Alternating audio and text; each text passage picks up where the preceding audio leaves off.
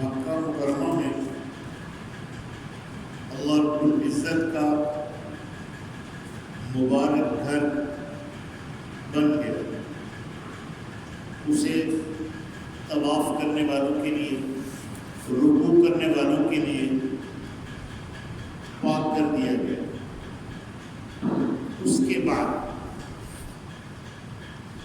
ابراہیم علیہ السلام نے جو اللہ سے دعا مانگی تھی، ایک زمانہ گزر گیا، وہ بنی اسرائیل سارے کے سارے، درمیان میں چند باتیں بنی اسرائیل کی جو رہ گئی ہیں وہ آتی رہیں گی، تھوڑا تھوڑا جو بیان ہوگا درمیان میں ہوگا. تو یہ بنی اسرائیل کا قصہ ختم ہو گیا. ابراہیم علیہ السلام نے بیت اللہ شریف بنانے کے بعد یہ دعا کی تھی، ربنا وابعث فیہم رسولا منہم. اے اللہ، اے ہمارے رب، ہم نے جو آپ کا گھر بنایا ہے اور اپنے گھر والوں کو اور بچے کو یہاں بسایا ہے، آگے چل کر جو دعا تھی وہ اللہ نے قبول کی تھی. اولاد میں نبوت بھی چلنی تھی. جو لوگ نہیں ماننے والے تھے ان سے اللہ کا عہد نہیں ہے، ماننے والوں سے اللہ کا عہد بھی ہے اور ان کا اکرام بھی ہے. کہ دنیا میں یہ ضرور فرمایا تھا کہ دنیا میں تو کافر بھی نفع اٹھائیں اور آخرت کا نفع وہ کافروں کے لیے نہیں ہے. پھر دعا مانگی کہ اے ہمارے رب، انہی میں سے. ابراہیم علیہ السلام کی دعا ہے ہمارے آپ کے آقا حضرت محمد مصطفیٰ صلی اللہ علیہ وسلم، دو جہاں کے سردار، بشیر ہیں نذیر ہیں، کافۃ للناس بشیرا و نذیرا ہے، رحمت للعالمین ہے. جب تک آپ اللہ پاک کی ذات عالی کی بارگاہ میں قیامت کے دن سفارش نہیں کریں گے تو حساب بھی شروع نہیں ہو. سب سے پہلے جنت حضور علیہ السلام کے لیے اور آپ ہی جنت میں جائیں گے.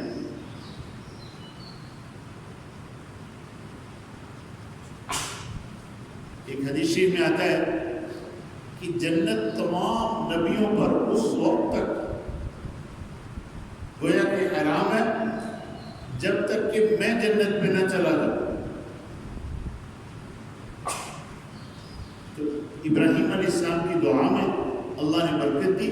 ہمارے آپ کے آقا حضرت محمد مصطفیٰ صلی اللہ علیہ وسلم کو مکہ مکرمہ میں بھیجا، لِتُنذِرَ أُمَّ الْقُرَىٰ وَمَنْ حَوْلَهَا، اس لیے بھیجا کہ آپ سارے جہان والوں کو آپ ڈرائیں.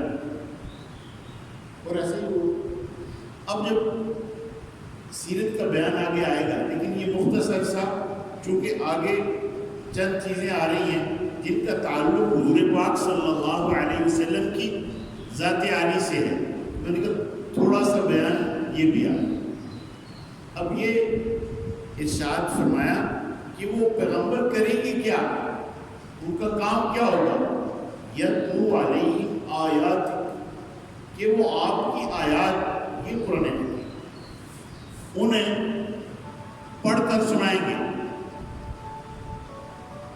اور انہیں کتاب سکھائیں گے، ان کا تزکیہ کریں گے، انہیں دانائی سکھائیں گے. یہ کام اور حضور علیہ السلام نے ایسا ہی کیا، وہ آگے آتا رہے گا. اب ابراہیم علیہ السلام کی ملتیں ہم آپ قل بل ملت ابراہیم حنیفہ، تو ہم نے اس سے دائیں بائیں نہیں ہونا. اب وہ ملت ابراہیمی کیا ہے کہ وہ وما کان من المشرکین، وہ مشرک نہیں تھے. جب اللہ پاک نے فرمایا اسلم، مان جاؤ، تو کیا جواب دیا، اسلمت لرب العالمین، میں رب العالمین کے سامنے اپنے آپ کو جھکا دیا میں مان گیا. اور یہ ماننے کی تعلیم صرف اپنی ذات تک نہیں، اپنے بیٹوں اسحاق علیہ السلام، اسماعیل علیہ السلام، یعقوب علیہ السلام کو بھی یہی تعلیم دی.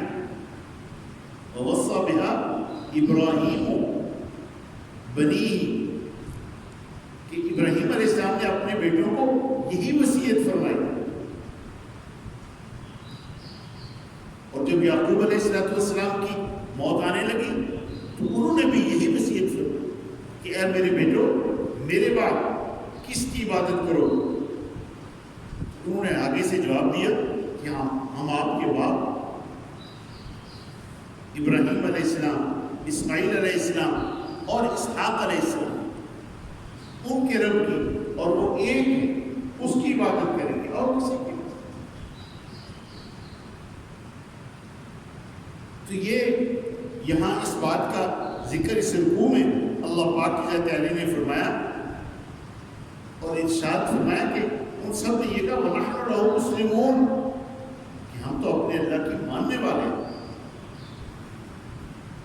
تِلْكَ أُمَّةٌ قَدْ خَلَتْ، وہ لوگ تھے جو گزر چکے، ان کے لیے وہ جو انہوں نے کیا.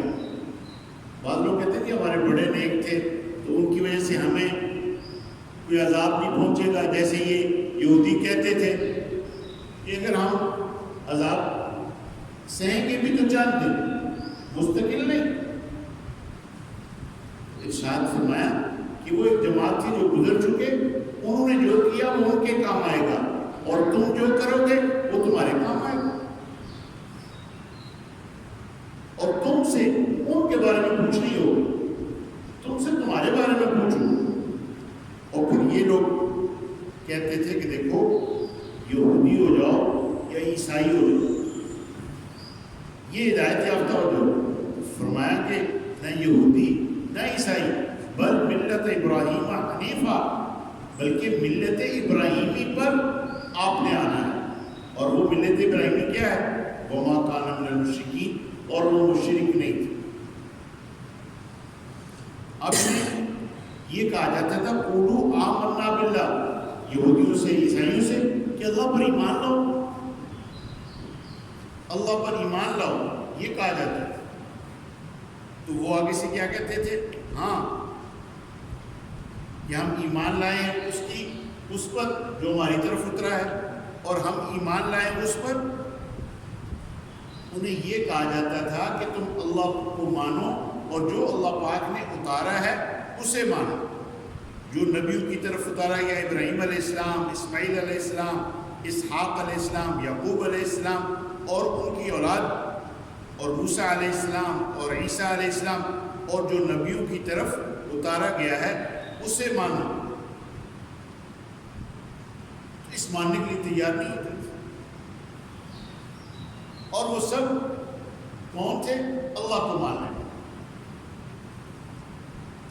تو ان سے کہا جاتا کہ بھی تم ایمان لاؤ ایسے جیسا کہ یہ صحابہ ایمان لائے. صحابہ کا ایمان یہ اللہ پاک کے ہاں معیار ہے. حضور پاک صلی اللہ علیہ وسلم کے ساتھیوں کا ایمان تو وہ اس کو نہیں مانتے، اور کہتے تھے ہمیں تو اپنا رنگ ہے، ہمارا اپنا رنگ ہے، ان کا اپنا رنگ ہے. تو فرمایا رنگ تو وہ ہے جو اللہ کا رنگ ہے. جو اللہ کو مانے گا اللہ اسے اس کے بدلے میں اپنی نعمتیں عطا فرمائے، اور جو اللہ پاک کو نہیں مانے گا اس کی پکڑو. تو تم اب بھی ہم سے اس بات کے بارے میں جھگڑتے ہو کہ ہمارا بھی رب اللہ ہے اور تمہارا رب بھی اللہ ہے. ہمارے لیے ہمارے امان اور تمہارے لیے تمہارے امان، اور ہم تو خالص ایک اللہ کی عبادت کریں. یہ جو تم کہتے ہو کہ ابراہیم، اسماعیل، اسحاق، یعقوب اور ان کی اولاد علیہ السلام یہ سارے یہودی اور عیسائی تھے، تو کیا تم نے کوئی اللہ سے اس بارے میں کوئی معلومات لے رکھی ہے؟ ایسا نہیں ہے. اور جو کوئی حق کے آنے کے بعد غلط گواہی دے اس سے بڑا ظالم کوئی نہیں. اور اللہ پاک کو سب کچھ پتا ہے، جو کچھ تم کر رہے ہو اللہ پاک خوب جانتے ہیں. اور فرمایا یہ جن انبیاء علیہ السلام کے تم نے نام لیے ہیں یہ یہودی عیسائی تھے، یہ یہودی عیسائی نہیں تھے، یہ سارے ملت ابراہیمی پر تھے. یہ پیچھے اسی بات کو ظاہر فرمایا کہ انہوں نے اپنی موت کے وقت ابراہیم علیہ السلام نے بھی یہی وصیت کی اپنی اولاد کو، اور یعقوب علیہ السلام نے بھی یہی وصیت کی اپنی اولاد کو کہ میرے بعد کس کی پوجا کرو گے؟ تو ان سب نے کہا کہ ایک اللہ کی پوجا کریں گے، ایک اللہ کی عبادت کریں گے، اس کے سوا کوئی ہمارا معبود نہیں. تو فرمایا وہ لوگ تھے، وہ ایک امت تھی، وہ ایک جماعت تھی گزر چکی، ان کے لیے ان کے اعمال اور تمہارے لیے تمہارے اعمال، اور تم سے ان کے بارے میں پوچھ نہیں ہو. تو یہ پہلا پارہ اور اس کے بیانات سارے مکمل ہو گئے. اب آگے سرور کونین صلی اللہ علیہ وسلم ہجرت کر کے مکہ مکرمہ سے جب مدینہ منورہ آئے تو 16-17 ماہ تک آپ کو حکم ہوا مسجد اقصی بیت المقدس کی طرف منہ کر کے نماز پڑھنے. اور اس میں تھوڑا سا وہ مدینہ منورہ والوں کو ساتھ ملانے کے لیے کہ وہاں جو یہودی ہیں عیسائی ہیں ان کے جی کے اندر اسلام کی محبت آ جائے. لیکن وہ تو انہی کے جیوں میں آنی تھی جن کی اللہ پاک نے ہدایت طے کر رکھی، وہ تو آئی نہیں. حضور پاک صلی اللہ علیہ وسلم کو ہر وقت یہ خیال رہتا تھا کہ ہمارا قبلہ تو بیت اللہ ہے. یہ مسجد اقصی جو لوگ کہتے ہیں قبلہ اول پہلے بھی بیت اللہ تھا اور بعد میں بھی بیت اللہ اور قیامت تک بیت اللہ ہی ہے. یہ تو درمیان میں 16-17 ماہ مدینہ منورہ میں جب حضور آئے تو حضور پاک صلی اللہ علیہ وسلم کو حکم ہوا تو اللہ پاک کے حکم کی تعمیل اللہ پاک فرماتے ہیں وَلِلَّهِ الْمَشْرِقُ وَالْمَغْرِبُ فَأَيْنَمَا تُوَلُّوا فَثَمَّ وَجْهُ اللَّهِ. اللہ ہی کے لیے مشرق اور مغرب ہے، تم جدھر بھی منہ کرو گے اللہ وہاں موجود ہے. تو یہ جو بیت اللہ کی طرف منہ کر کے نماز پڑھنا یا مسجد اقصی کی طرف منہ کر کے نماز پڑھنا یہ وہ مقصود نہیں ہے، مقصود اللہ پاک کا حکم پورا کرنا. تو رسول پاک صلی اللہ علیہ وسلم وقتاً فوقتاً آسمان کی طرف دیکھتے رہتے تھے. تو اللہ پاک کی ذات عالی نے پھر 16-17 ماہ کے بعد آپ نماز پڑھ رہے تھے کہ آپ کو حکم ہوا کہ اپنا چہرہ مسجد اقصی کی بجائے مکہ مکرمہ کی طرف بیت اللہ شریف کی طرف کر. تو جس مسجد میں آپ نماز پڑھ رہے تھے اس سے مسجد ذو قبلتین کہتے ہیں، 2 قبلوں والی. آج بھی وہ مکہ مدینہ منورہ میں موجود ہے. تو آپ نماز ہی میں مسجد اقصی کی طرف سے مسجد حرام بیت اللہ کی طرف موڑ گئے. اللہ پاک کا عمل، اللہ پاک کا حکم پورا کرنا ہے. تو اللہ پاک فرماتے ہیں قَدْ نَرَىٰ تَقَلُّبَ وَجْهِكَ فِي السَّمَاءِ فَلَنُوَلِّيَنَّكَ قِبْلَةً تَرْضَاهَا فَوَلِّ وَجْهَكَ شَطْرَ الْمَسْجِدِ الْحَرَامِ وَحَيْثُ مَا كُنتُمْ فَوَلُّوا وُجُوهَكُمْ شَطْرَهُ. ابھی اپنا چہرہ مسجد حرام کی طرف کر لیں اور جہاں بھی کہیں ہو دنیا میں تمہارا قبلہ بیت اللہ ہے، اس کی طرف منہ کرنا ہے. آپ امریکہ میں ہیں، یورپ میں ہیں، افریقہ میں ہیں، پاکستان ایشیا میں، شمال مشرق جنوب مشرق مغرب کہیں بھی ہیں، سب نماز کے لیے بیت اللہ شریف وجوہکم شطرہ بیت اللہ کی طرف منہ کر کے نماز پڑھنی ہے. اور آپ سے فرمایا کہ اگر آپ ان کی خواہشات کی پیروی کریں گے جو یہ چاہتے ہیں تو پھر آپ لاعلم لوگوں میں سے ہو جائیں گے. اور یہ اللہ پاک کی ذات عالی کی طرف سے حق فیصلہ ہے یہی کہ تمہارا قبلہ بیت اللہ ہے. اور پھر اس کے بعد اللہ پاک کی ذات عالی نے فرمایا کہ میرا شکر کرو، ناشکری نہ کرو. تو یہ جو رسول تم میں آئے ہیں یہ ہماری طرف سے آئے ہیں، جو تمہیں ہماری آیات پڑھ کے سنا رہے ہیں، تمہیں ہمارے اوامر پڑھ کے سنا رہے ہیں، تمہیں تعلیم دے رہے ہیں، تمہیں حکمت سکھا رہے ہیں، تمہیں تو ان باتوں کا پتہ ہی نہیں تھی. تو اللہ پاک کی ذات عالی کے اس پر شکر ادا کرو. فاذکرونی اذکرکم واشکرونی ولا تکفرون. اللہ پاک فرماتے ہیں تم مجھے یاد کرو میں تمہیں یاد کروں. اور میرا شکر کرو، میری ناشکری نہ کرو۔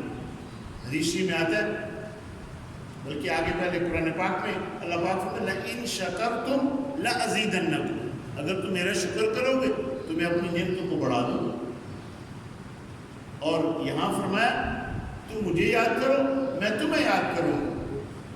حدیث پاک میں آتا ہے انا عند ظن عبدی بی، میں اپنے بندے کے ساتھ وہ معاملہ کرتا ہوں جیسا اسے میرے ساتھ گمان ہوتا ہے۔ وانا معه اذا ذکرنی، اور وہ مجھے یاد کرتا ہے میں اس کے ساتھ ہوتا ہوں۔ اگر وہ اپنے جی میں مجھے یاد کرتا ہے تو میں بھی اپنے جی میں یاد کرتا ہوں، اور اگر وہ مجھے کسی مجلس میں یاد کرتا ہے تو میں فرشتوں کی مجلس میں جو اس مجلس سے بہتر مجلس ہے اس میں یاد کرتا ہوں۔ اور اگر وہ میری طرف ایک بالشت آتا ہے تو اس کی طرف ایک ہاتھ آتا ہے، اور اگر وہ میری طرف ایک ہاتھ آتا ہے تو اس کی طرف دو ہاتھ پھیلا کر اس کے قریب آتا ہوں، اور اگر وہ میری طرف چل کے آتا ہے تو اس کی طرف دوڑ کے آتا ہوں۔ تو میرا شکر کرو نہ شکری نہ کرو۔ اللہ پاک کا جتنا شکر کریں گے اللہ پاک کی نعمتیں بڑھتی جائیں گی۔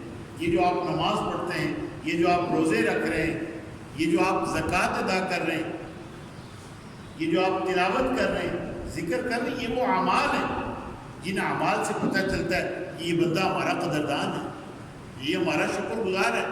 نماز جب خشوع سے پڑھتا ہے، خضوع سے پڑھتا ہے تو اللہ پاک خوش ہوتا ہے۔ ارشاد فرمایا اے ایمان والو، اپنے اللہ سے نماز اور صبر کے ذریعہ مدد مانگو۔ جب بھی تمہیں اللہ پاک کی مدد کی ضرورت ہے نماز پڑھو، اللہ سے مانگو، کہیں جانے کی ضرورت نہیں، 2 رکعت نماز پڑھو اللہ سے مانگو۔ جانے کی جگہ صرف 3 ہے، بیت اللہ شریف جو ہمارا قبلہ ہے، مسجد اقصیٰ جو اس وقت آزاد نہیں ہے، اور مدینہ شریف، مسجد نبوی، یہ 3 جگہیں جن کے لیے سامان سفر کیا جا سکتا ہے وہاں جانے کے لیے، اس کے علاوہ کہیں نہیں جانا کوئی سفر۔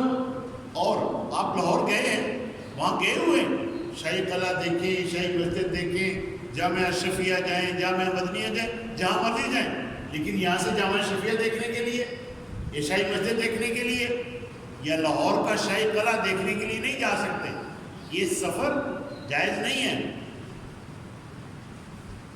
ارشاد فرمایا لا تشد الرحال الا لثلاث، سامان سفر نہ باندھا جائے مگر 3 جگہوں پہ۔ پہلے میں ریون دیکھنے جا رہا ہوں، نہیں بھائی، ریون دعوت کے کام کے لیے ضرور جائیں، ریون کو دیکھنے کے لیے نہیں، دیکھنے کے لیے صرف 3 جگہ۔ ارشاد فرمایا 2 رکعت نماز پڑھو اور اللہ سے مانگو۔ اور حضور پاک صلی اللہ علیہ وسلم نے اپنے صحابہ کو جوتی کا تسمہ بھی ٹوٹ جائے تو اللہ سے مانگو، ہر حاجت اللہ سے مانگو۔ پھر اس کے بعد اللہ پاک فرماتے ہیں کہ جو لوگ ہماری راہ میں اپنی جانیں دے دیتے ہیں، ہماری راہ میں شہید ہو جاتے ہیں، تو انہیں مردے نہ کہو، کہ وہ عام مردوں کی طرح نہیں ہیں، انہیں مردے نہ کہو، بل احیاء ولکن لا تشعرون، بلکہ وہ زندہ ہیں، تمہیں ان کی زندگی کا شعور نہیں ہے۔ اور چوتھے پارے میں فرمایا سورہ آل عمران میں بل احیاء عند ربہم یرزقون، بلکہ وہ زندہ ہیں، اپنے رب کے ہاں رزق دیے جاتے ہیں۔ شہید حدیث میں آتا ہے خون کا قطرہ نیچے گرنے سے پہلے اس کے سب گناہ سوائے قرض کے معاف کر دیے جاتے ہیں۔ قرض معاف نہیں، اس کی ادائیگی ہے، یا یہ کہ صاحب قرض معاف کر دے۔ اور شہید کو کتنی تکلیف ہوتی ہے؟ مفسرین فرماتے ہیں جیسے کانٹا چبھنا، سوئی چبھنا، بس اتنی تکلیف جو اللہ کی راہ میں۔ اسی لیے حضرات صحابہ جب ان کی جانیں جاتی تھی 2 ٹکڑے ہوتے تھے تو زبان سے کیا نکلتا تھا؟ فزت واللہ، اللہ کی قسم میں کامیاب ہو گیا، فزت ورب الکعبہ، رب کعبہ کی قسم میں کامیاب ہو گیا۔ تو شہید لوگ جو اللہ کے لیے، ان کے لیے آتا ہے کہ شہید سے پوچھا جائے گا تیری کیا تمنا ہے، وہ آگے سے جواب دے گا میری یہ تمنا ہے کہ میں پھر زندہ کیا جاؤں، پھر شہید کیا جاؤں، پھر زندہ کیا جاؤں، پھر شہید کیا جاؤں، اور آخری مرتبہ پھر زندہ کیا جاؤں، پھر شہید کیا جاؤں۔ ہم تو شہادت سے ڈرتے ہیں۔ ہمارے زمانہ میں جہاد بہت کم رہ گئے، اور بعض لوگوں کو تو جہاد کی فرضیت پر اشکال ہے کہ جہاد کیوں فرض ہے، کہ جی سورہ توبہ نہ پڑھاؤ، سورہ انفال نہ پڑھاؤ کالجوں میں، اسکولوں میں، فلاں فلاں آیات نہ پڑھاؤ۔ تو ارشاد فرمایا یہ شہداء ان کی روح کو اللہ جل جلالہ کے ہاں عرش کے نیچے قنادیل ہیں، ان قندیلوں میں رکھا جاتا ہے، وہاں انہیں رزق دیا جاتا ہے۔ اگر زندہ ہو تو ہم انہیں دفن کیوں کریں؟ یہ زندگی سے مراد آخرت کی زندگی ہے، برزخی زندگی ہے، اور موت آتے ہی برزخ شروع ہو جاتا ہے۔ قبر یہ برزخ، قبر کے اندر جب ہم میت کو رکھتے ہیں تو بھی ہم واپس بھی نہیں لوٹتے، اس سوال و جواب کے لیے منکر نکیر آ جاتے ہیں، اور وہ پوچھتے ہیں من رب ما دین من نبی، یہ بھی آتا ہے، اور یہ بھی آتا ہے ماذا تقول فی حق هذا الرجل الذی بعث فیکم، یہ اس سے پوچھتے ہیں، اور اب یہ سوال و جواب ہوتے ہیں۔ آپ بے شک وہاں بیٹھ سے آپ کو پتہ نہیں چلے گا، اس کا تعلق آخرت کے ساتھ۔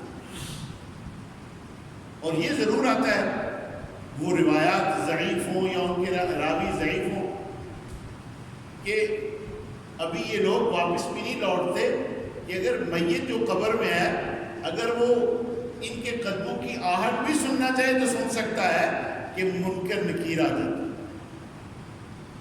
باقی اس میں علماء حضرات نے، وہ علماء حضرات دیوبند سے تعلق ہو یا بریلوی سے تعلق ہو یا کسی اور مکتبہ فکر سے تعلق ہو، اس میں اپنے اپنے اساتذہ کی نسبت سے انہوں نے توجیحات کی۔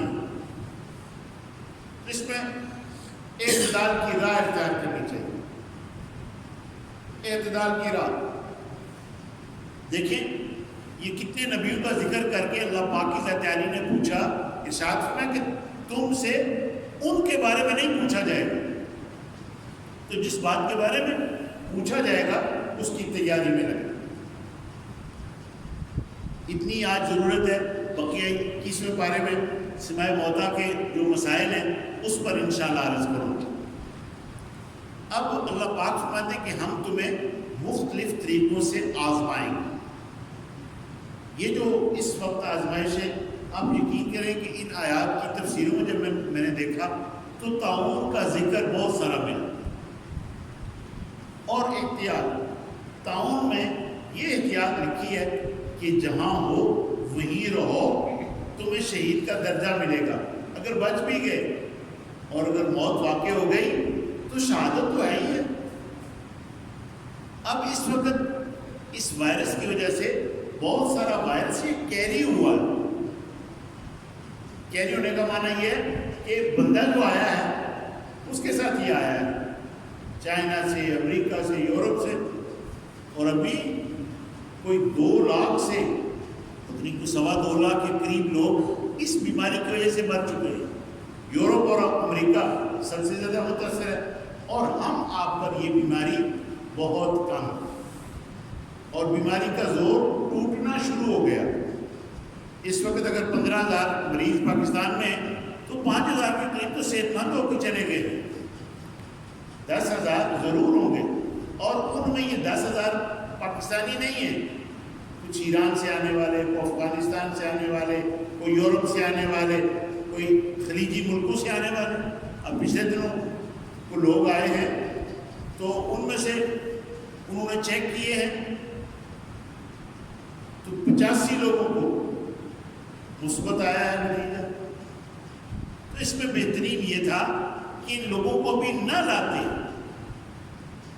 ہماری جماعتیں مختلف ملکوں میں، کل مجھے ایک میسیج آیا صومالیہ سے کہ جماعتیں ہیں اتنی اور صومالیہ میں کوئی وائرس نہیں ہے، ایک بھی 5 برس کی عمر سے لے کر 85 برس تک کے لوگ مسجد میں ہیں، ان کی مساجد آباد ہیں، اور کہہ رہے دنیا میں صومالیہ آباد ہے یا پھر پاکستان آباد ہے، باقی تو مساجد پابندی کے ساتھ ہے، یہاں بھی پابندی کے ساتھ ہے، لیکن ان کے اندر جو بیماری نہیں ہے، اور مستورات کی جماعتیں بھی ہیں، دوسرے ملکوں کی جماعتیں بھی ہیں، اور پاکستان کی جماعتیں بھی ہیں۔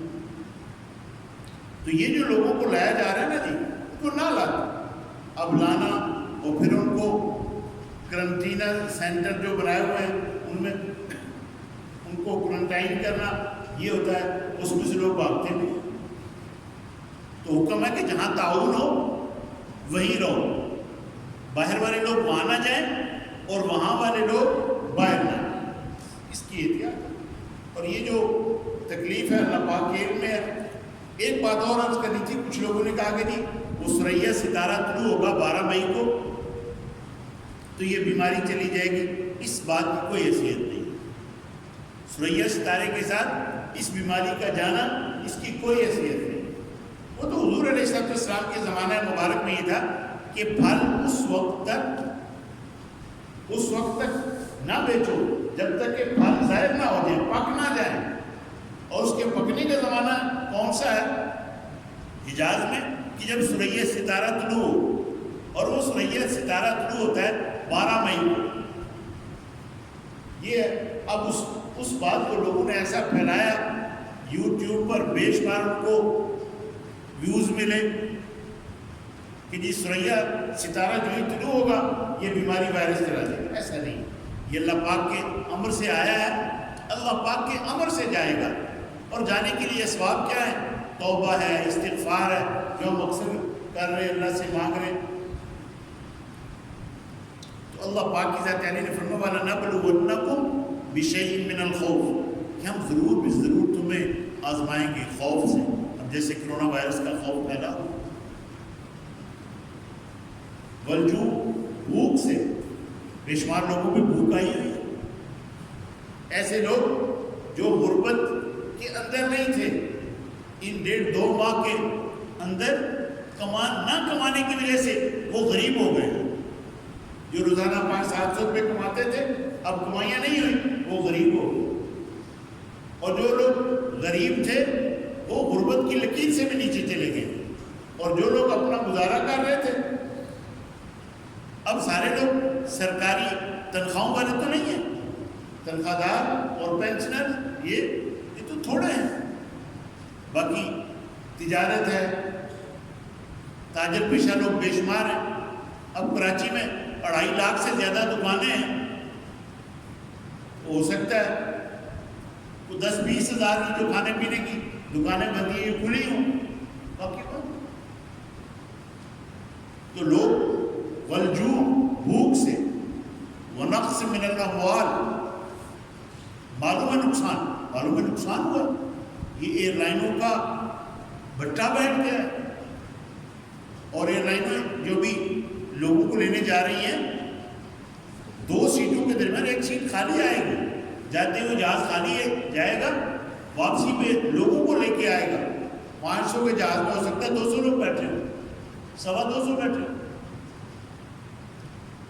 ونقص من الاموال والانفس، جانوں کا نقصان، جیسے بھی اب یورپ، امریکہ اور ہمارے یہاں سوائے چند ایک ملکوں کے 200 کے قریب ملک ایسے ہیں جو اس بیماری سے متاثر ہوئے۔ بس ہمارا پھلوں کا نقصان بعض دفعہ ایسا ہوتا ہے کہ پھل آتا ہے پورا نہیں ہوتا، کیڑا پڑ جاتا ہے۔ اس کے لیے وجوہ کیا ہوتی ہے؟ زکوٰۃ نہ ادا کرنا، جس چیز کا عشر ہے وہ نہ دینا، نصف عشر ہے یعنی 20واں حصہ وہ نہ دینا۔ جانوروں کی، وہ میں کبھی کبھی یہ مسئلہ بیان کیا کرتا ہوں، جن جانوروں میں کتنے جانوروں میں زکوٰۃ ہوتی ہے، کبھی ان زمینداروں نے، ان دودھ والوں نے پوچھے ہی نہیں۔ یہ مسائل لوگ پوچھتے ہی نہیں ہیں، اور بہت سارے پوچھیں تو بچ جائیں۔ الذین اذا اصابت مصیبہ، جیسے بھی یہ مصیبت آئی ہوئی ہے، اس مصیبت پر ہمیں کیا کرنا ہے؟ انا للہ و انا الیہ راجعون، ہم سب اللہ کے لیے ہیں، ہم سب اللہ کے ہیں۔ کسی کی موت ہو جائے اس پر بھی یہی پڑھنا، اور ایسا کوئی بھی حال ہے اس پر اللہ کے لیے اولئک علیہم صلوات من ربہم ورحمہ، یہ وہ لوگ ہیں جن پر اللہ پاک کی طرف سے درود و رحمتیں ہوں، اللہ پاک ان پر اپنی رحمتیں بھیجے، اور یہ ہدایت یافتہ۔ پھر آگے صفا اور مروہ ہے، صفا اور مروہ یہ ارشاد فرمایا من شعائر اللہ، اللہ پاک کی نشانیوں میں سے۔ پہلے لوگ اس کے طواف نہیں کرتے تھے، صحیح نہیں کرتے تھے، طواف کرتے تھے بس اسی کو کافی سمجھتے تھے۔ فرمایا نہیں، جب تم حج کرو عمرہ کرو تو طواف بھی کرنا ہے اور صفا مروہ کی سعی بھی کرنی ہے، ان دونوں کو۔ اور آگے فرمایا حق کو چھپانا نہیں، حق نہیں چھپانا، جو حق کو چھپائے اس پر اللہ کی لعنت۔ اور ارشاد ہے یہ آسمان و زمین اور جو کچھ اس کے اندر ہے یہ سب ہمارا ہے، یہ بارشیں ہم برساتے ہیں، یہ دریا ہم چلاتے ہیں، یہ سمندر ہم چلاتے ہیں، اور ان میں کشتیاں، یہ جہاز ہم چلاتے ہیں۔ اور یہ باتوں بارہ کبھی ہوا تیز کبھی سست، یہ ہم کرتے ہیں، اور ان میں لوگوں کے لیے نشانیاں ہیں۔ فرمایا لوگوں کا کیا ہوا؟ وہ اللہ پاک کی ذات عالی کا اور لوگوں کو شریک بنا دیتے ہیں اللہ کو چھوڑ کے۔ شرک ایسی سخت بیماری ہے جو اللہ معاف نہیں کرے گا۔ میں آج کیا کرتا ہوں کہ شرک کی ضرورت کیا؟ اللہ کو چھوڑ کر کسی اور کے در پر ٹھوکریں کھانے کی ضرورت کیا ہے؟ اگلے روز یقین کریں مجھے ایک جینب کے بھائی نے کچھ نام بھیجے اور اس کے ساتھ تصاویر بھیجی، اور ان کے ساتھ جو سرکار کے، یعنی جن کو یہ لوگ درباری لوگوں کو سرکار کہتے ہیں، یہ فلاں سرکار، یہ فلاں سرکار، اور عجیب عجیب نام۔ کوئی سرکار نہیں ہے، سرکار دو جہاں ہیں یا اللہ پاک کی ذات ہے۔ یہ سب شرک گانے ہیں، قبریں بنانا، ان پر جھنڈے لگانا۔ اگر اس کی کوئی ضرورت ہوتی تو حضور پاک صلی اللہ علیہ وسلم انبیاء علیہ السلام کی قبروں کو تلاش کر کے وہاں جھنڈے لگواتے۔ جنت البقیع میں جو لوگ دفن ہیں ان سب کے جھنڈے لگواتے، جنت المعلیٰ میں جو دفن ہیں ان کے جھنڈے لگواتے۔ سارے باوردار حضور کے مکہ مکرمہ میں کوئی کسی کا جھنڈا نہیں لگوایا۔ یا تو جناب اور ایسی ایسی عجیب باتیں ہیں کہ میں یہاں نقل نہیں کر سکتا۔ ارشاد فرمایا کہ اللہ کو چھوڑ کر کسی اور کی پوجا نہیں کرنی، ایک اللہ کی پوجا کرنی، وہی تمہارا رب ہے، وہی تمہارا الہ ہے، وہی تمہارا کارساز ہے۔ اور حلال کھانا، حرام نہیں کھانا۔ حلال کھانے کا حکم ہے، حرام کھانے سے منع فرمایا۔ حلال کمائیوں کا حکم دیا، حرام کمائیوں سے منع کیا۔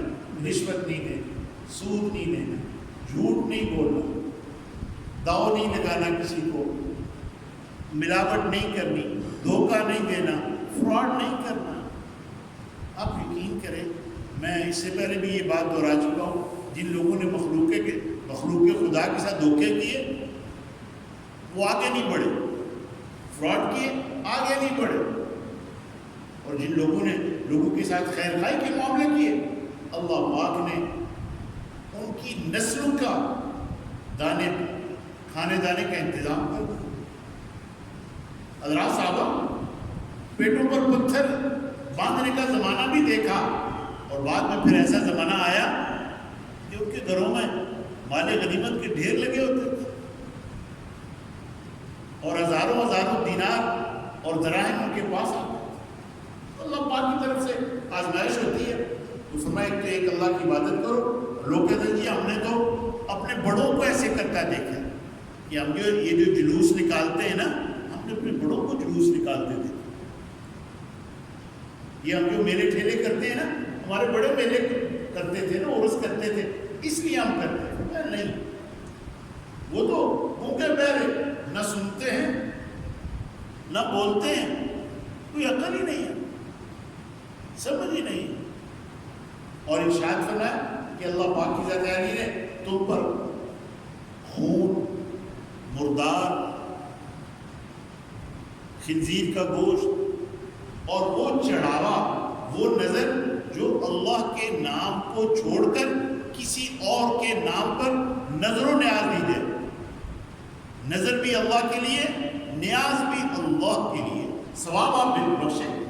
آپ نے نیت کی کہ میں نے حضرت سیدہ فاطمہ الزہرا رضی اللہ تعالیٰ عنہ کو ثواب بخشنا ہے، آپ کوئی چیز دیں ثواب ان کے لیے۔ آپ نے یہ نیت کی کہ مجھے سیدنا حسن مجتبیٰ رضی اللہ تعالیٰ عنہ کے لیے انہیں ثواب بخشنا ہے، کوئی چیز آپ دیں اس کا ثواب ان کے لیے۔ سیدنا حسین ابن علی رضی اللہ تعالیٰ عنہ ان کے لیے آپ نے ثواب بخشنا ہے، آپ کوئی چیز غریبوں کو دیں اس کا ثواب بخشیں، فوراً پہنچے گا۔ اور پھر یہ جو خاندان اہل بیت ہیں، ان کے لیے تو رسول پاک صلی اللہ علیہ وسلم نے کیا فرمایا کہ میں تم میں قرآن پاک چھوڑ کے جا رہا ہوں اور اپنے اہل بیت چھوڑ کے جا رہا ہوں۔ حضرت علی رضی اللہ تعالیٰ عنہ کی محبت یہ ایمان کا حصہ ہے، حسنین کی محبت ایمان کا حصہ ہے، صحابہ کی محبت ایمان کا حصہ ہے۔ تو نظر لغیر اللہ نہیں، نظر للہ، وما الا لغیر اللہ، یہ حرام ہے۔ تو اللہ پاک کی ذات فرماتے کہ جن لوگوں نے حق کو چھپایا اور تھوڑے سے پیسے لے کر مسائل بدل دیے، یہ یہودی عیسائی کرتے تھے، جیسے پہلے میں آپ کو بتا چکا ہوں، ارشاد میں انہوں نے غلط سودا کیا، انہوں نے ہدایت کے بدلے میں گمراہی کو لیا اور بخشش کے بدلے میں عذاب کو قبول کیا۔ یہ لوگ عذاب والے ہیں۔ تو یہاں اللہ پاک کی ذات عالی نے ارشاد فرمایا کہ ایک اللہ کی عبادت کرو، ایک اللہ کو مانو، اللہ کے سوا کوئی تمہارا معبود، کوئی تمہارا حاجت روا، کوئی تمہارا مشکل کشا۔ اللہ نے کسی بندے کو مشکلات کے حل کرنے کا اگر اختیار دیا ہوتا تو اس دنیا میں اللہ پاک کی ذات عالی کے بعد سب سے بڑے ہمارے آپ کے آقا حضرت محمد مصطفیٰ صلی اللہ علیہ وسلم، حضرت علی کرم اللہ وجہ کے ساتھ بعض لوگ یہ مشکل کشا لکھتے ہیں، یہ ٹھیک نہیں۔ آپ کو جو اللہ نے مقام دیا ہے، آپ حضور کے چچا زاد ہیں، آپ حضور کے داماد ہیں، آپ شیر خدا ہیں، آپ وہ تلوار ہیں جنہیں اللہ کے حبیب صلی اللہ علیہ وسلم نے اللہ کی تلوار فرمایا۔ لا سیف الا سیف ذوالفقار۔ میں انشاءاللہ موقع پر ان حضرات کے فضائل درمیان میں عرض کروں گا۔ تو حضرت علی رضی اللہ تعالیٰ عنہ کے جو مناقب ہیں حضرت علی رضی اللہ تعالیٰ عنہ کے، وہ بہت زیادہ ہیں اور ان کے بارے میں بہت زیادہ احادیث آئی ہیں، لیکن صحابہ کا جو مراتب میں سب سے پہلے حضور پاک صلی اللہ علیہ وسلم کی امت میں خلیفہ حضرت ابو بکر رضی اللہ تعالیٰ عنہ، اس کے بعد حضرت عمر رضی اللہ تعالیٰ عنہ، اس کے بعد حضرت عثمان ذو النورین رضی اللہ تعالیٰ عنہ، اس کے بعد حضرت علی ابن ابی طالب رضی اللہ تعالیٰ، ان کے بعد پھر امام حسن مجتبیٰ رضی اللہ تعالیٰ عنہ، اس کے بعد پھر آگے کیونکہ حضرت حسن رضی اللہ تعالیٰ عنہ نے صلح کی تھی حضرت امیر معاویہ رضی اللہ تعالیٰ عنہ کے ساتھ، تو یہاں تک تو خلافت راشدہ ہے۔ اس کے بعد پھر امارت ہے اگلے سالوں میں، پھر کچھ عرصہ بنو امیہ ہے، کچھ عرصہ بنو عباس ہے، اور یہ بنو عباس اور بنو امیہ یہ آپس میں ان کی مخالفت چلتی تھی۔ بنو عباس انہیں مارتے تھے، بنو امیہ انہیں مارتے تھے۔ تو آج اس کا ذکر کرنا کوئی مقصود نہیں ہے، آج یہ کہ آج کا جو موضوع تھا وہ تحویل قبلہ، شہداء اور نظر لینے کا، یہ تین موضوعات آج کے درس میں تھے۔ اللہ تعالیٰ درخواست ہے جو صحیح کا اسے قبول فرما، کہیں غلطی ہو گئی ہے اللہ پر معاف فرما اور ہمیں حق راستے پر لا اور حق کی اتباع کرنے کی توفیق عطا فرما۔ ہمارے نفس کی طرف سے اگر کہیں کوئی بات غلط ہو جائے، اے اللہ پاک اسے ختم فرما، اس کے اثرات کو ختم فرما۔ اور یہ جو کرونا وائرس ہمارے ملک پر تھوڑا سا رہ گیا، اللہ پاک اس کو بھی ختم فرما، اور باقی امت دعوت پر جہاں جہاں یہ تکلیف ہے اللہ پاک سب کو ختم فرما۔ آج جمعہ ہے، جمعے میں بھی آپ حضرات اپنے وقت پر آئیں، انشاءاللہ کوشش کروں گا کہ آج روزوں کے کچھ مسائل جمعے میں ہو جائیں، اس کے بعد آگے وہ قصاص کا مسئلہ ہو جائے گا۔ روزے کی مسائل اگر آج ہمارے ہو گئے اس میں دن میں جمعے کے بیان میں، تو انشاءاللہ اس سے اگلا بیان پہ شروع کر لیں گے۔ الحمدللہ رب العالمین والعاقبۃ للمتقین والصلاۃ والسلام علی سید الانبیاء والمرسلین۔ اے اللہ پاک ہم سب سے راضی ہو، اے اللہ پاک ہم بڑے کمزور ہیں، ہم ناتوان ہیں، اے اللہ پاک ہم سے اس مصیبت کو، اس بلا کو دور فرما۔ جتنے بیمار ہیں اللہ پاک شفا عطا فرما۔ جتنے لوگ فوت ہوئے، کل ہمارے کھل والے ماسٹر اجاز صاحب کے والد کا انتقال ہوا، آج ان کا جنازہ ہے، ان کے لیے دعا کریں، اللہ ان کی بخشش فرمائے، اور جتنے لوگ ان دنوں میں فوت ہوئے اللہ پاک سب کی بخشش فرمائے۔ اے اللہ پاک میرا لطف و کرم سے ہمارے وہ لوگ جو اس وقت بے سر و سامان ہیں، کوئی کاروبار نہیں ہے، پریشان ہیں، اے اللہ پاک ان سب کے کاروبار کو کھولنے کی صورتیں اے اللہ پاک پیدا فرما۔ ربنا تقبل منا انك انت السميع العليم وتب علينا انك انت التواب الرحيم، وصلى الله على النبي الكريم برحمته